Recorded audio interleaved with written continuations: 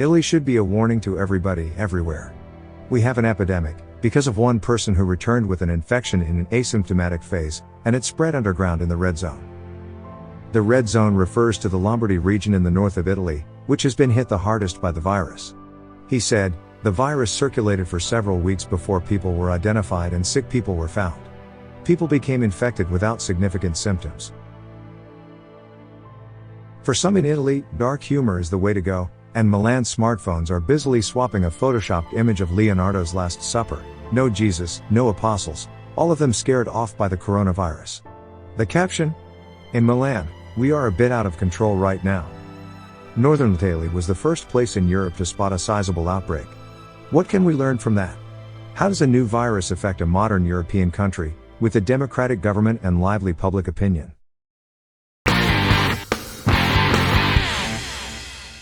Hi, and welcome. This is Braino, the explainer. Do you have a lot of questions you'd like to ask? Are you curious about nature, science, and technology? Then you've come to the right channel. Together we will explore the answers you've been seeking, in a fun and informative way. Mistake number 1. Patient 0 was not found. This is the main problem. It has not been identified. We assume that the contamination started from a person who had few symptoms, explains Professor Claude Cremieux. Since patient 0 has not been detected, he or she was not isolated or quarantined. By losing his track, he or she could have contaminated many others. As a result, doctors were seeing patients who had not traveled to China, or who did not have any contact with a person returning from the contaminated area. This led to diagnostic delays. Meanwhile, the coronavirus kept spreading. Mistake number 2, hospital transmission of the virus. Giuseppe Conte, the head of the Italian government, acknowledged non-compliant management of the hospital.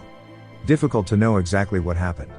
But according to medical staff, patients showed up at the emergency room without knowing that they were infected, and they thus contaminated the nursing staff and the most fragile around them. This confirms that transmission to the hospital played an important role. Thus, according to the head of the Italian government, it was the improper management of the hospital in which patient 1 was treated that caused the spread of COVID-19 in the region of Lombardy.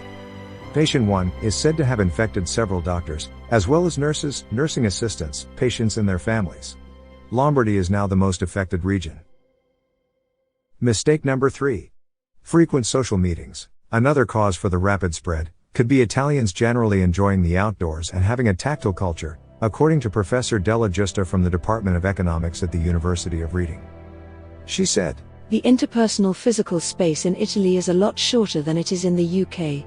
Their habit is to kiss each other when they say hello. There is higher physical contact anyway around the Mediterranean between people. And people are outdoors more at this time of year than they are in other parts of Europe, where it's still a bit colder. 7 centuries ago, Giovanni Boccaccio, a founding father of the Italian language, used the plague as inspiration for his masterwork, the Decameron.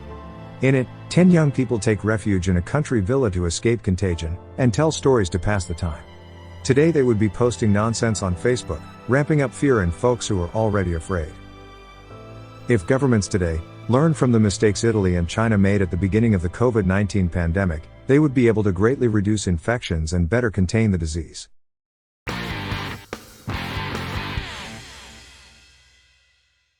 If you've learned something new in this video, please give us a thumbs up. And be sure to subscribe and turn on the notification bell. Thanks for watching until next time.